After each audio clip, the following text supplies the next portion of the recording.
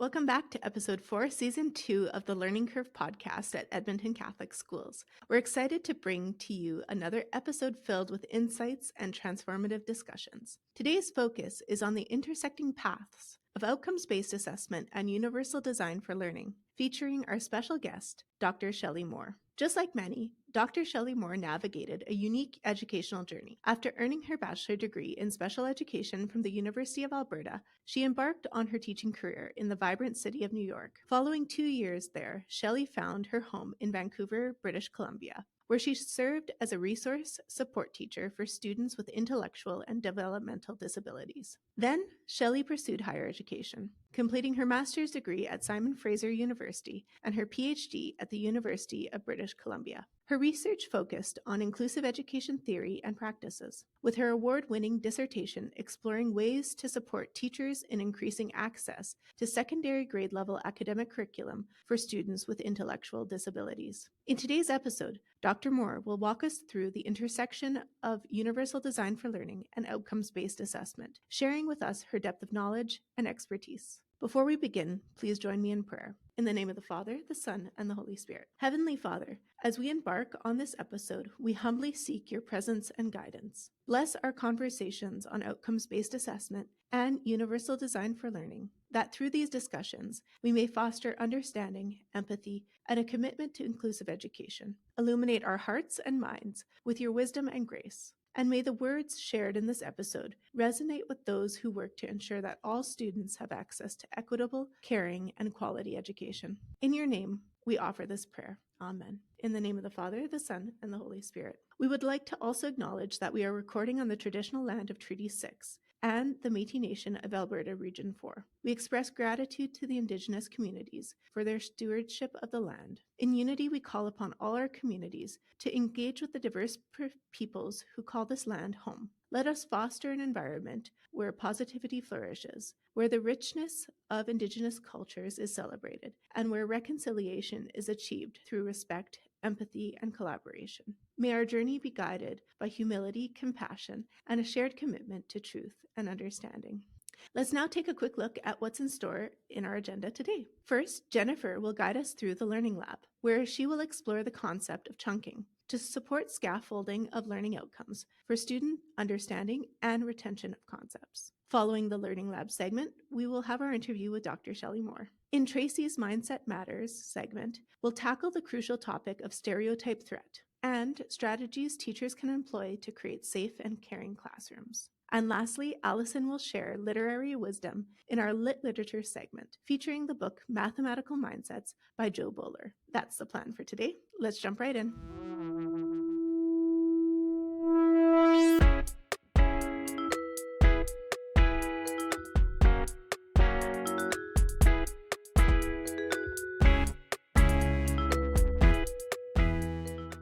To the Learning Lab, where we decode the brain's secrets of learning. I'm your host, Jennifer, ready to take you on a synaptic saunter into the realms of the cerebral cortex. Today, we'll delve into the fascinating world of chunking, a powerful cognitive tool that can supercharge student learning. Together, we'll unravel the art of breaking down complex concepts into bite-sized chunks, empowering students to grasp and retain information more effectively. Get ready to witness the magic of cognitive organization as we explore how chunking aligns perfectly with how our brains naturally operate. Firstly, chunking reduces cognitive load. When students encounter a flood of information, their working memory can quickly reach its limit, impeding understanding and hindering the encoding of knowledge. By strategically employing chunking, we alleviate this cognitive burden and create a pathway to enhance learning. Second, chunking enhances pattern recognition, a fundamental aspect of our brain's processing power. By breaking down complex concepts into smaller, meaningful chunks, we enable our students to identify patterns and connections within the content. This empowers them to grasp the underlying structure, facilitating deeper understanding and promoting the transfer of knowledge. Chunking also supports the consolidation of information into long-term memory. When we organize information into meaningful chunks, it becomes easier for our brains to encode and retrieve it later. Strong neural connections form, allowing students to effortlessly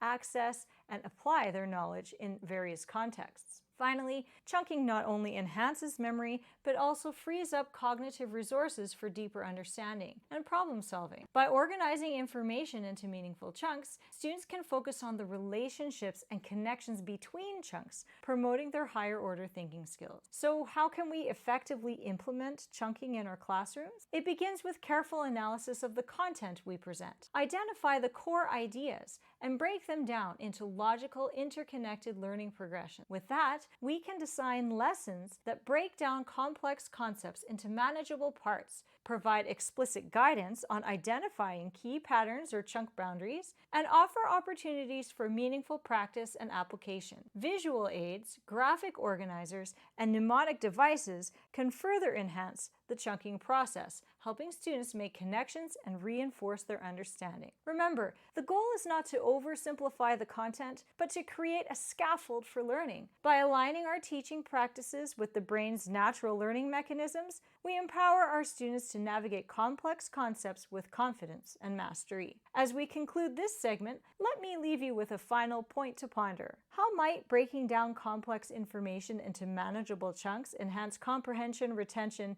and student engagement in your classroom? Let us know in the comments.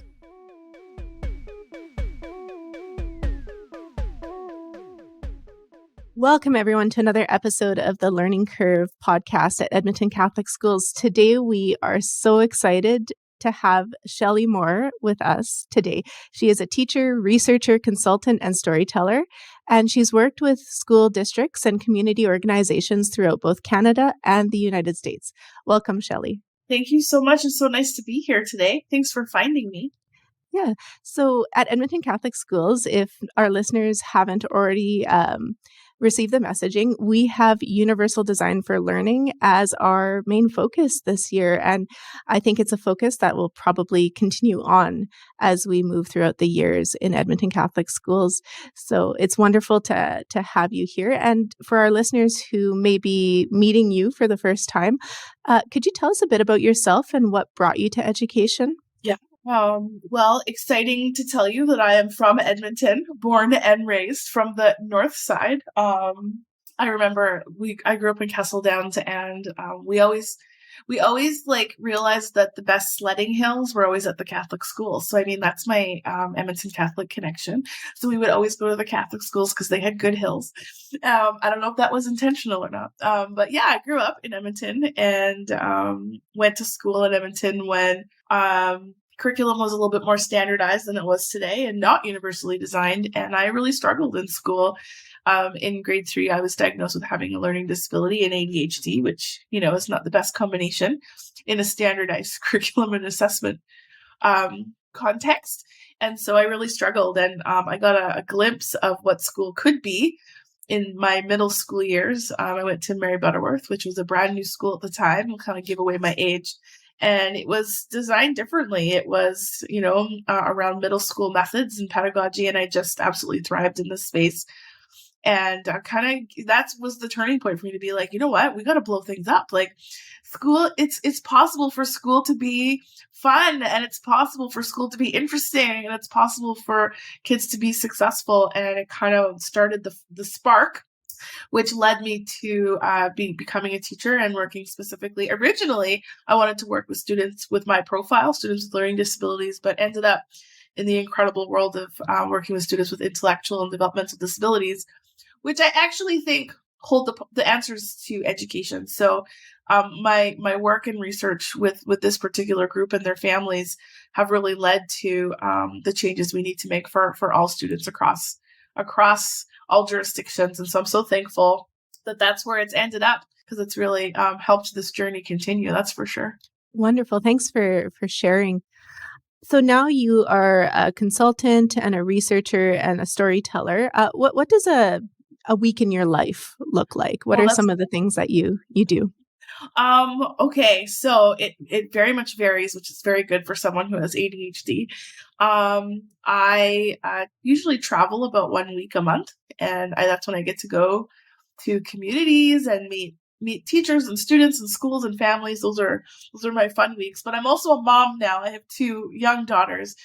And so it's always nice to also come home. When I'm home, I'm working with a lot of local jurisdictions. I do a lot of virtual professional development and coaching. And because I finally finished my PhD, I can now also teach courses. So I'm teaching 2 undergraduate courses for teacher candidates at University of British Columbia around inclusion and diversity. And I'm absolutely loving that. So I think there'll be more of that in my future, because I just, you got to be practicing to do this work. And that's where I'm really finding that need being met, for sure. That's fantastic.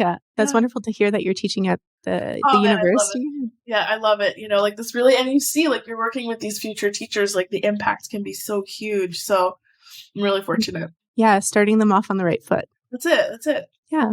Perfect. So from all of these experiences, what themes in assessment or in inclusion are you seeing generally out there? Oh man, well, I mean, even just that question is so complex, because usually assessment and inclusion don't go together. They are 2 silos in education, similar to curriculum and special education. And so when I'm trying to do this work in the world of inclusion, what I've realized is that the big difference between special education and inclusion is that inclusion can't ignore assessment and it can't ignore curriculum. But it's very hard to have one person that knows everything about curriculum and assessment and special education. And so, just really, I think key to the work around assessment is the importance of multiple expertise. I think some of the barriers around assessment that are happening is that the decisions around assessment are being stayed in the community of assessment, instead of also talking to the communities of curriculum and the communities of special education. And that's kind of what we're seeing in British Columbia right now. And so when you sent me the first question around where's the connection between universal design for learning and assessment, I'm like, the hairs on my skin started to raise, because that tells me that we have communities working together, because universal design for learning is it crosses the boundaries of silos. And so I think that that is the excitement that's coming right now, is that the assessment community is expanding to include the multiple expertise of other perspectives, which is what's needed to make assessment inclusive. You couldn't have said it better. I think that's exactly what we'll talk about in this podcast. We'll define some terms for teachers, and then start charting a path forward. So, but let's back up a little bit. Let's just define what we mean in this podcast by universal design for learning. I love that you asked that, Julia, because it's so misunderstood. Okay, so let's go back in time. Universal design for learning comes from architecture. Okay, so in the world of architecture, you know what? I can connect this to Edmonton. You ready? So I don't know if anyone out there went to Harry Ainley or has taught at Harry Ainley, but Harry Ainley doesn't have windows in it.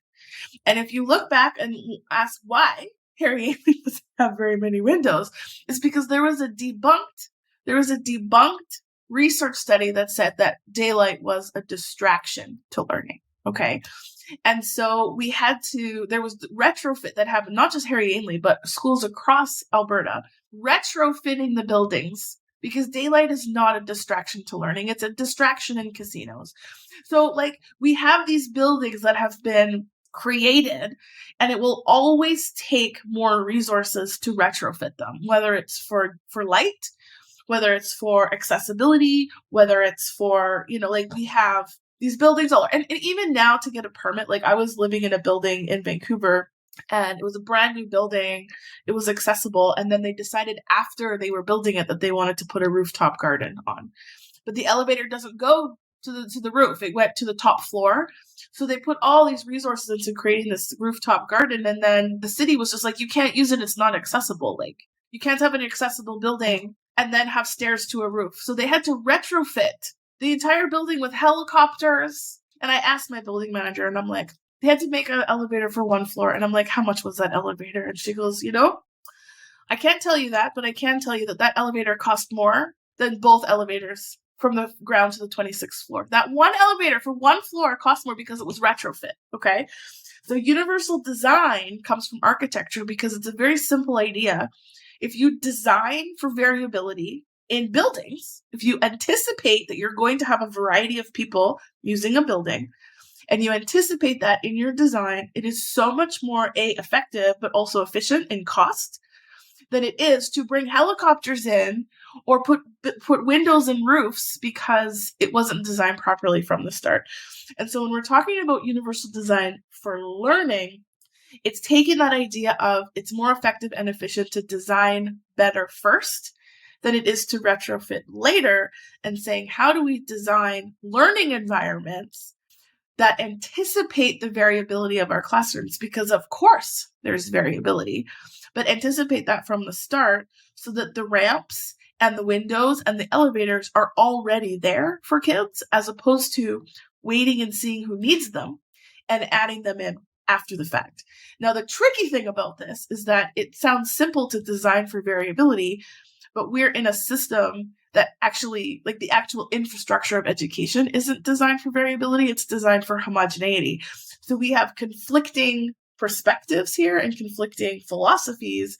And so what's exciting about universal design for learning is that it's actually pushing back on that very outdated assumption that that the goal of classrooms is to be homogeneous. Exactly. And I think I'm already starting to see the connections here with backwards design. Yeah. So our understanding as the assessment team at Edmonton Catholic is planning with the end in mind as defined by Wiggins and McTighe. So we start with that learning outcome, and it's really taking that time to do the planning so that you can engage in your assessment for and as, and you have the activities that are going to engage all your students in that outcome before you even get to the summative. And really, we're pushing out grading and marking until the end.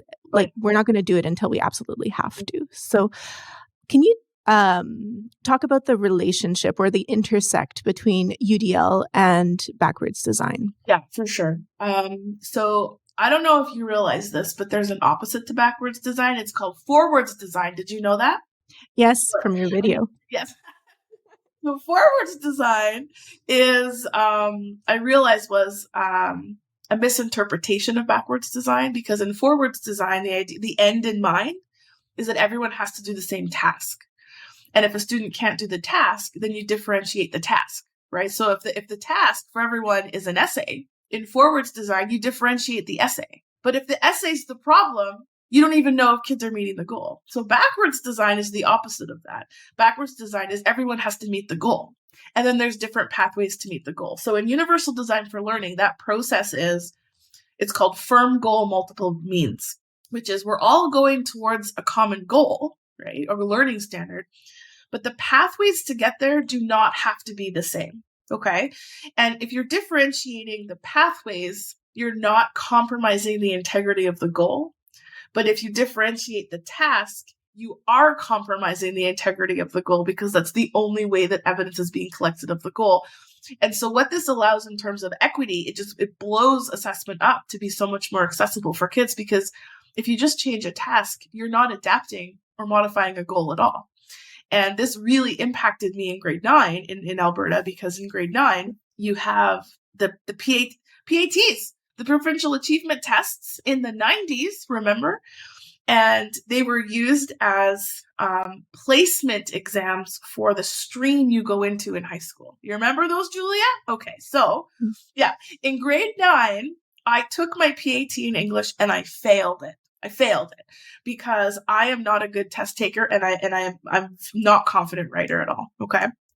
Now, my teacher, so they actually recommended that I go into English 13. Remember English 13? That's an adapted class. If I had gone there, I wouldn't have been able to go to university, let alone get my PhD. Okay. So it would have changed the trajectory of my life. Okay. My teacher, thank goodness, knew a thing about this. Went to bat for me and said, no.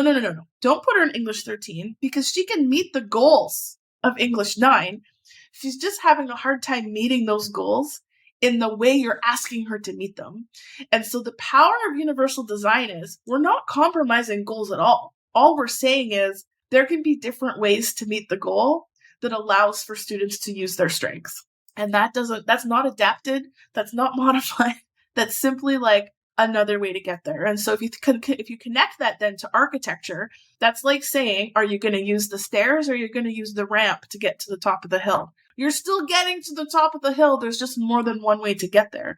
And the more ways you have, the more people are going to get to the top of the hill. And so that's really where backwards design and UDL come together. And the other thing about backwards design in UDL is that because the goal is so important in backwards design, us knowing the goal, but also having students to know the goal, in universal design is one of the elements of increasing engagement and motivation in students, because then they know why they're doing what they're doing. So, I mean, there are so many wonderful and beautiful overlaps between the two, which is why like them coming together makes so much sense. Thank you. That was very comprehensive. So we're starting with that goal, AKA and Rambly. so we're starting with that goal. And where do we find the goal? We find the goal in the curriculum. In the curriculum. And then taking that time to look at it. What is it actually asking of? I want to reference your video, Napoleon Schmomolian. Yeah. We love that one, where the goal isn't Napoleon. He's not in the curriculum that frequently. The goal is to learn about different heroes and how they've impacted society. So let's go down a bit more of a tangible route for teachers. Can you share some examples or strategies for teachers wanting to effectively integrate backwards design and universal design for learning into their lesson planning? Yeah. So I think the very first thing you have to do is you have to know your curriculum. Now I know Alberta is in a little bit of a curriculum like transition time / limbo, but regardless, there are still very clear learning standards. The other thing that's important to know is the structure of the curriculum. Okay. So every curricular jurisdiction has goals. Okay. But there's different kinds of goals and they're called different things depending on the jurisdiction. So if you look at kind of the first version of the renewed curriculum in Alberta, it was conceptual and procedural knowledge were your content and your skills, right? Now there are the cusps, your knowledge, understanding, skills, and processes. And so those are all different types of goals and standards. Okay, so in Alberta, you have your learning outcome. That's what you are responsible for teaching and assessing, okay? And so that learning outcome is your standard. That is the goal that we need to know before we can do backwards design, before we can do UDL. So that's step one, is you have to know in a unit or in a lesson, what learning outcomes are you intentionally targeting for that period of time? And it can be more than one, okay? So once you have your learning outcome, what UDL tells us is that not only is it important for teachers to know their learning outcome, it's important for students to know their learning outcome. And so there's a really great process where you can do this like as a planning team, or you can do this with students to take the curricular language of the learning outcome and translate that into student-friendly language. And just the process of doing that increases understanding, it increases engagement, increases motivation, because then students know what the destination is. Like, where are we going? We also know that universal design for learning says that organizing those learning outcomes into some larger context of understanding, and that can be based in inquiry, that can be based in big ideas, that can be based in the understandings of a learning outcome. Okay, so like all of these work together. So knowing your goal, or knowing your outcomes, knowing how your outcomes fit together, and helping students to know that information is your first step. The next step is to look at your activities and your tasks and being like, do the activities that I have set up for my students actually create evidence of learning of the learning outcomes that I'm actually trying to target? And even that is a fascinating process to go through, because often our activities, we get them from all over the place. Sometimes they're old, sometimes they're new, sometimes they're from Teachers Pay Teachers, sometimes they're from our Manitoba neighbor.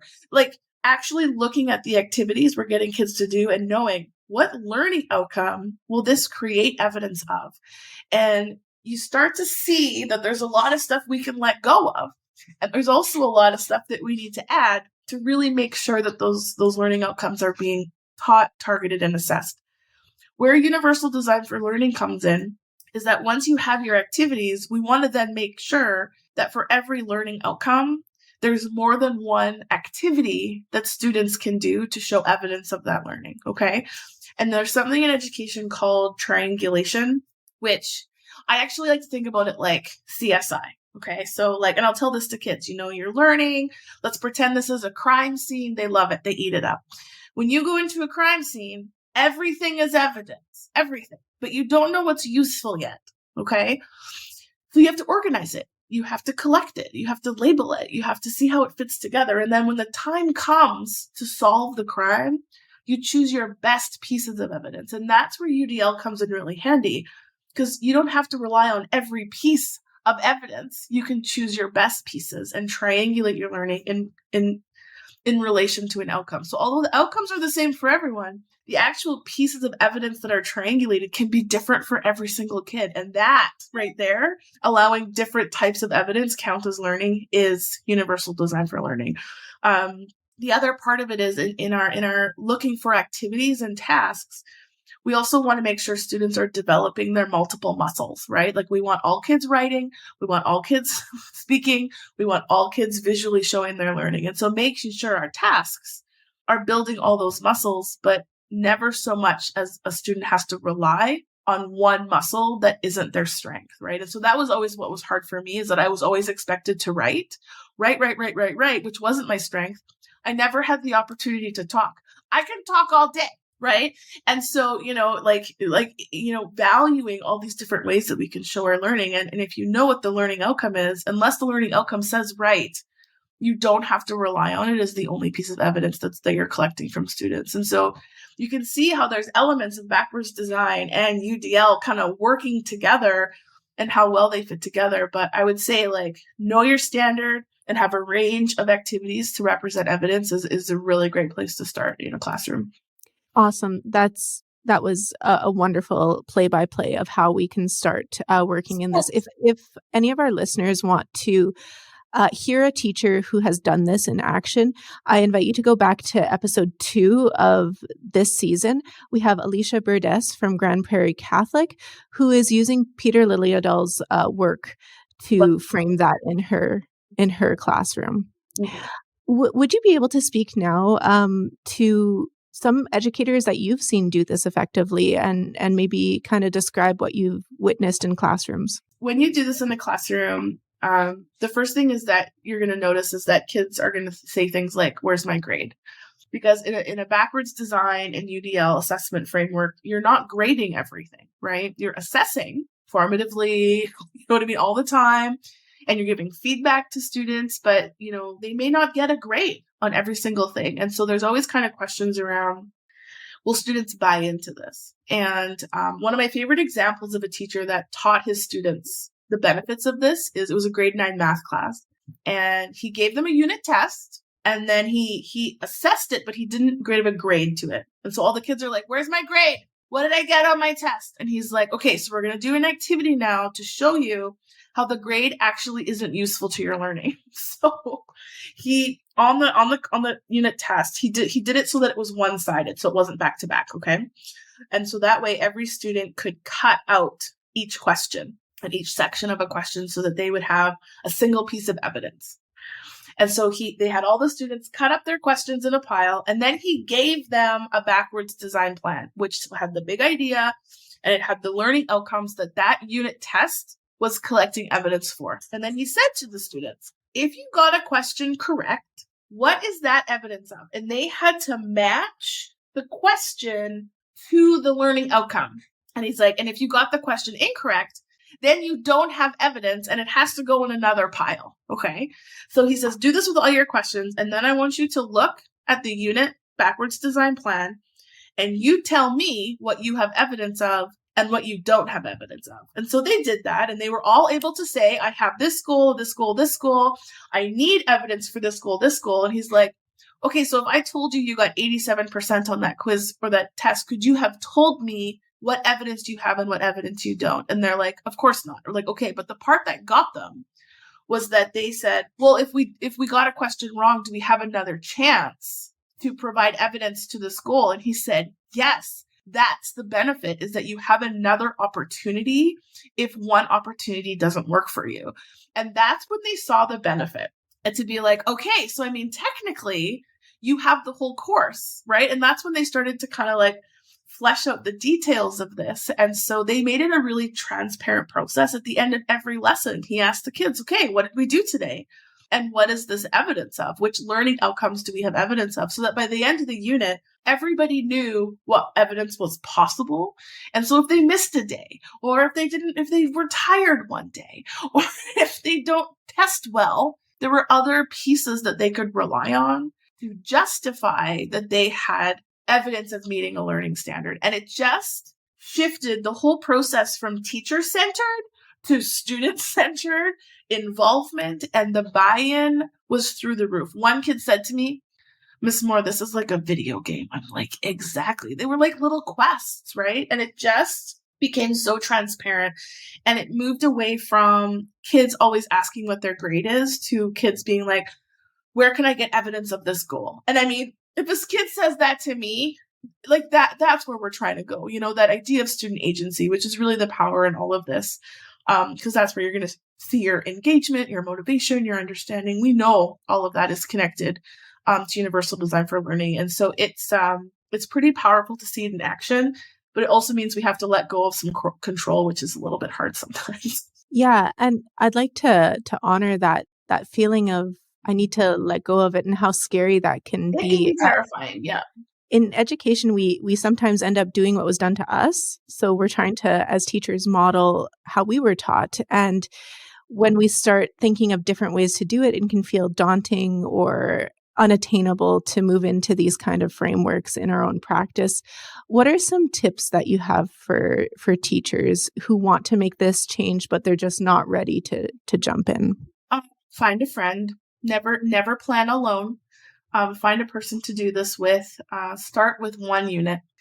And even just start with a unit that you already have, and just be like, okay, like what you love this unit so much. Why do you love it? Why is this a great unit?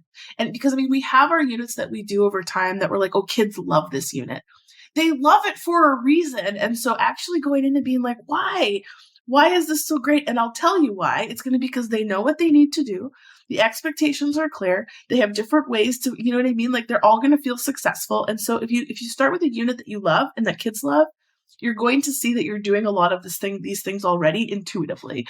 And so even just naming that and making that systematic will then help you to say, okay, how do I do this for a unit that might be harder to engage in, right?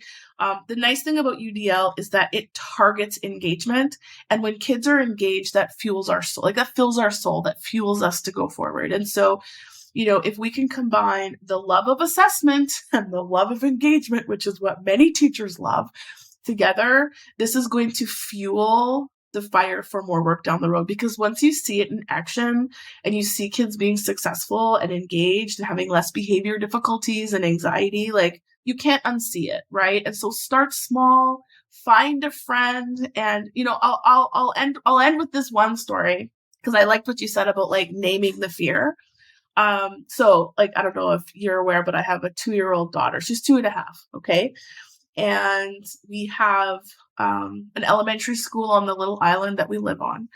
And we have this outdoor, inquiry-oriented climb tree school.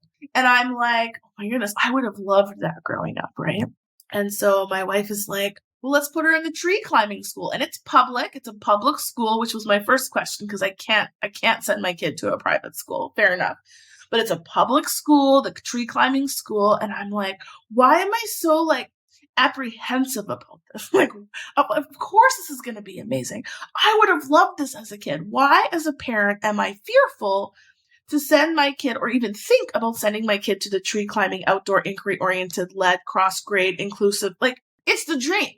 And I sat there and I was just like, you know what it is? It's fear. Like, I had to go through it. That built skills. It was resilience. I had to navigate.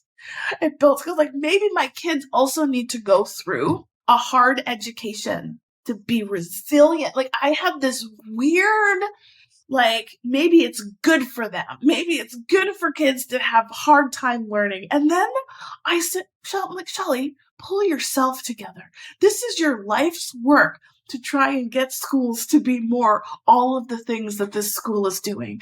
You can't prepare a kid by relying on ineffective practices because you think that's going to make them resilient. Like I had to have a real big check-in with myself to be like, Shelley, there's an opportunity here for your kid to learn in a different way that you would have like totally thrived in. She will learn resilience in another way. You know what I mean? And so I think sometimes we get wrapped up, well-meaning, we get wrapped in but I had to do it. I made it. And I got through, and that made me a good person. But at the same time, many kids didn't. Many kids didn't get through the system.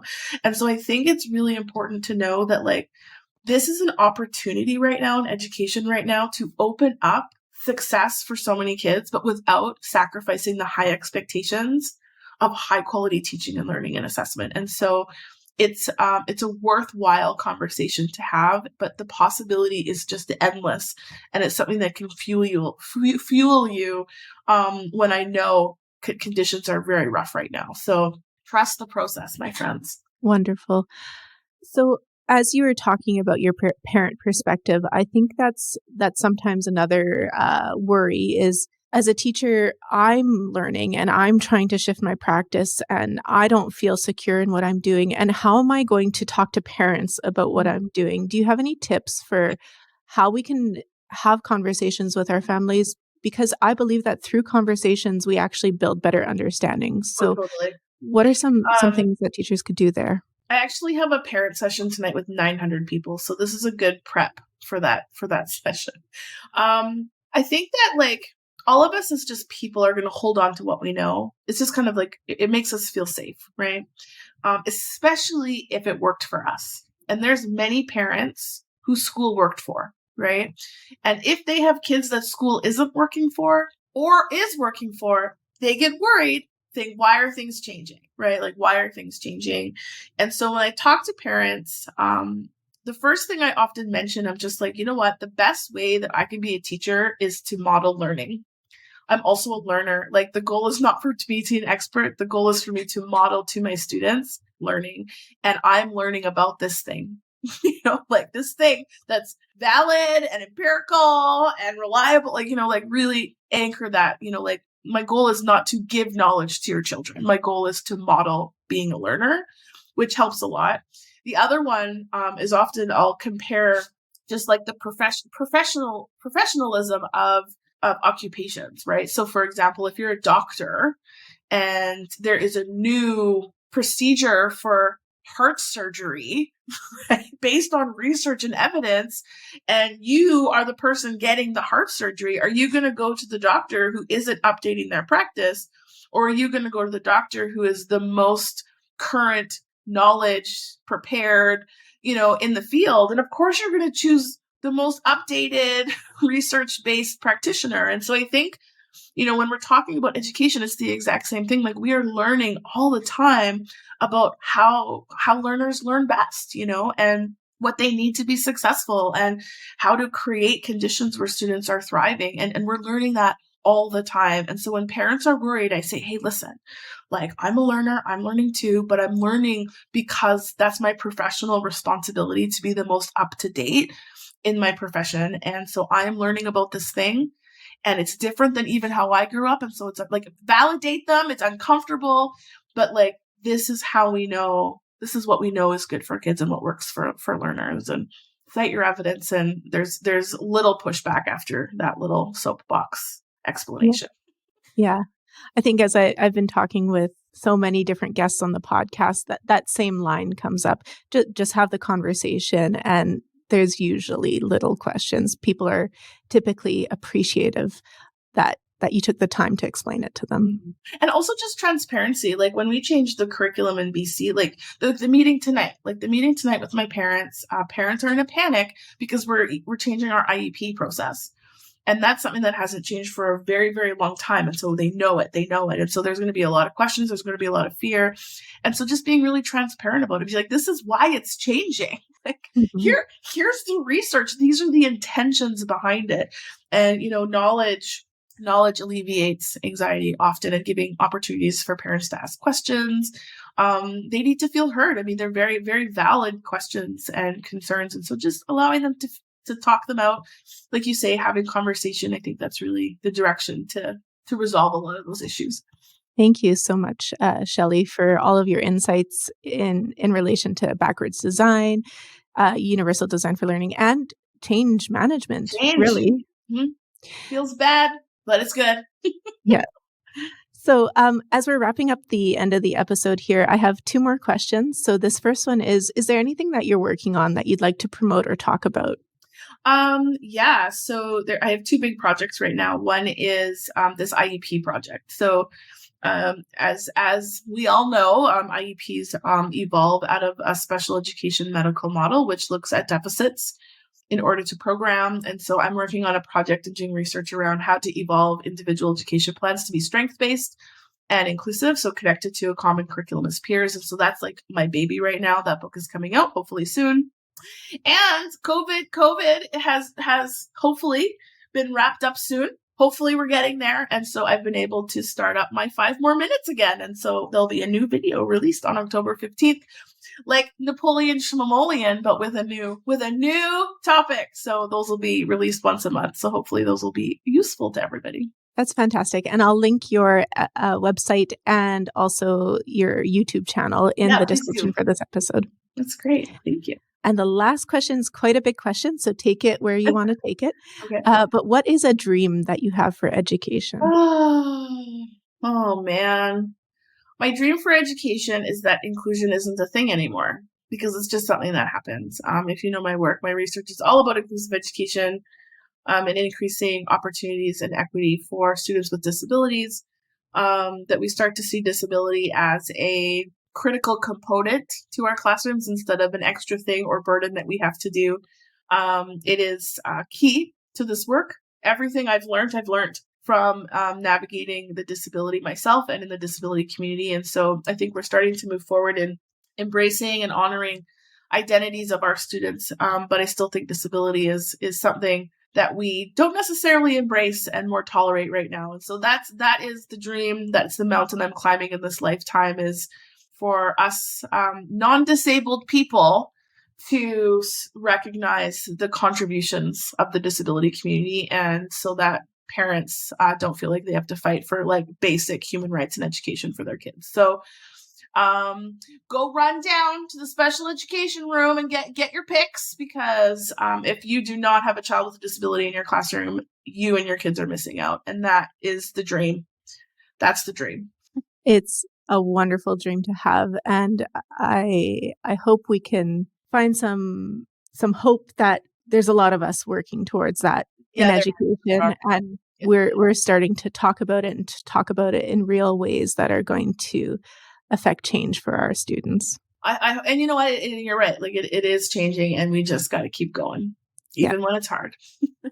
Thanks, Julia. Thanks so much for being on the podcast. And I'm sure we'll reach out to you sometime in the future. And it would be great to even get you in at Edmonton Catholic Schools. Oh, man, I'd love to come. Thank you so much, Julia. And go have a great year, everybody.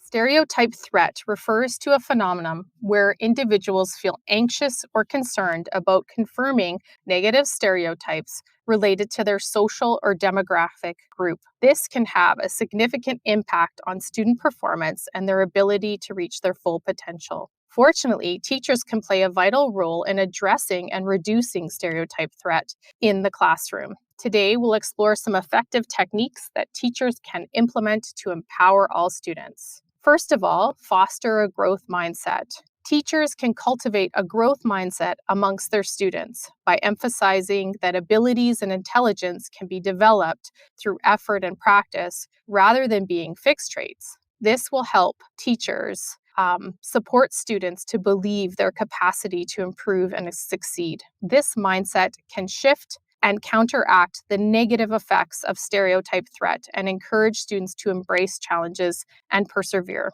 Secondly, provide diverse role models. Representation matters in the classroom. Teachers can make a conscious effort to include a diverse range of role models in their curriculum, textbooks, and classroom discussions. This showcases positive examples from various backgrounds and helps students to see that success is not limited to specific stereotypes. By exposing students to diverse perspectives and achievements, teachers can challenge stereotypes and inspire all students to aspire to greatness. Promote an inclusive classroom environment is the third point. Creating an inclusive classroom environment is crucial in reducing stereotype threat. Teachers can establish a safe space where all students feel valued, respected, and free to express their opinions. Encourage open dialogue and foster an atmosphere where differences are celebrated. This can help students feel empowered to challenge stereotypes and break free from the constraints of stereotype threat. The fourth point is to teach stereotype awareness. Educating students about stereotype threat can be a powerful tool. Teachers can facilitate discussions about stereotypes, biases, and their impact. By helping students recognize and understand stereotype threat, teachers empower them to confront and overcome these barriers. Encourage critical thinking, empathy, and perspective taking to foster a deeper understanding of the complexity of identity and the importance of avoiding stereotypes. The fifth point is to embrace a universal design for learning framework. UDL presumes variation and ultimately fosters a learning environment where multiple means of engagement, expression, and representation support and value the inclusion of everyone. UDL is a framework that aims to provide all students, regardless of their backgrounds or ability, with equitable opportunities to learn and succeed. And the sixth and final point is individualized support. Every student is unique, and teachers must recognize and address individual needs. Provide personalized support to students who may be affected by stereotype threat. Offer additional resources, one-to-one guidance, and mentorship to help them build confidence and develop their strength. Recognize and celebrate each student's progress, reinforcing the ideas that their success is not limited to stereotypes. So in conclusion, overcoming stereotype threat is a collaborative effort between teachers, students, and the entire school community. By implementing these techniques, educators can create a positive, inclusive, and empowering learning environment that enables all students to thrive and achieve their full potential. Together, we can break down barriers and empower every student to reach new heights.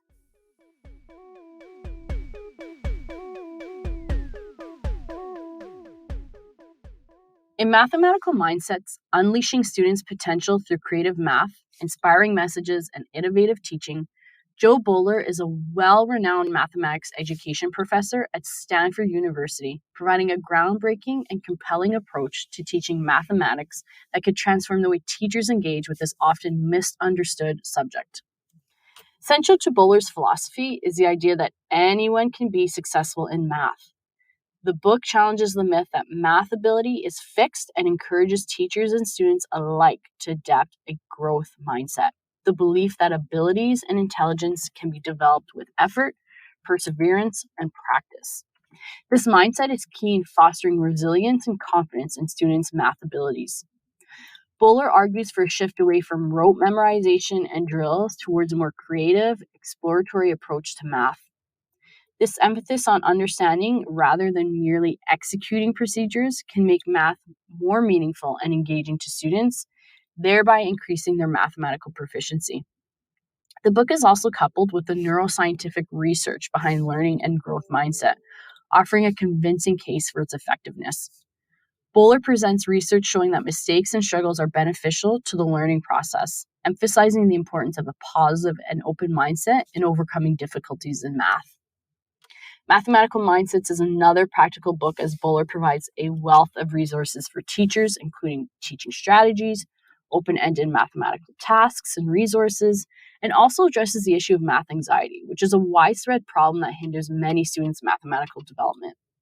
She provides insight into its causes and offers strategies to help students overcome their fear of math.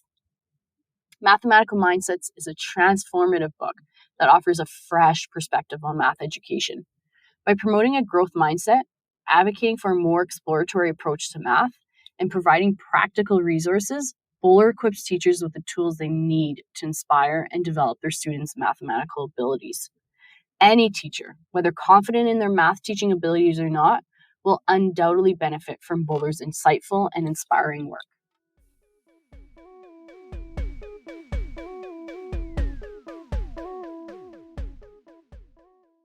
As we wrap up today's episode, our heartfelt thanks goes out again to Dr. Shelley Moore for sharing her wisdom with us. Connect with us on Instagram at ECSD Learning and subscribe for more engaging episodes. Thank you for being a part of the Learning Curve ECSD podcast, where we explore the diverse paths that intersect in the world of education. Stay tuned for more transformative conversations. Until next time, goodbye.